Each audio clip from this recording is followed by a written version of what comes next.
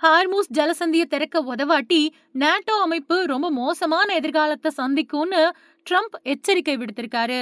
உலகத்தோட அதிமுக்கியம் வாய்ந்த ஹார்மூஸ் ஜலசந்திய மறுபடியும் திறக்கிறதுக்கான அமெரிக்காவோட முயற்சிக்கு நேட்டோ உறுப்பு நாடுகள் ஆதரவளிக்க தவறுனா அந்த அமைப்பு ரொம்பவே மோசமான எதிர்காலத்தை சந்திக்க நேரிடும் அப்படின்னு டொனால்ட் ட்ரம்ப் எச்சரிச்சிருக்காரு.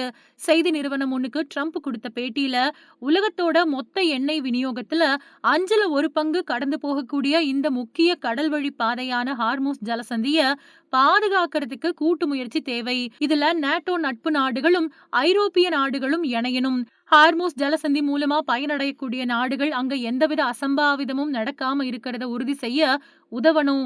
இதுக்கு எந்தவித பதிலும் இல்லாமலோ இல்லனா எதிர்மறையான பதில் வந்தாலோ அது நேட்டோ அமைப்போட எதிர்காலத்துக்கு ரொம்பவே மோசமான விளைவுகளை ஏற்படுத்தும் அப்படின்னு நான் நினைக்கிறேன்.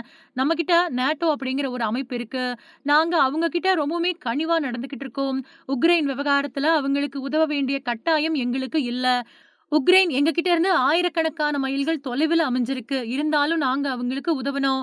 இப்போ அவங்க எங்களுக்கு உதவுறாங்களா அப்படிங்கிறத பார்ப்போம். ஏன்னா, நாங்க அவங்களுக்கு துணையா இருப்போம். ஆனா, அவங்க எங்களுக்கு துணையா இருக்க மாட்டாங்க அப்படின்னு நான் ரொம்ப காலமாவே சொல்லிட்டு வரேன்.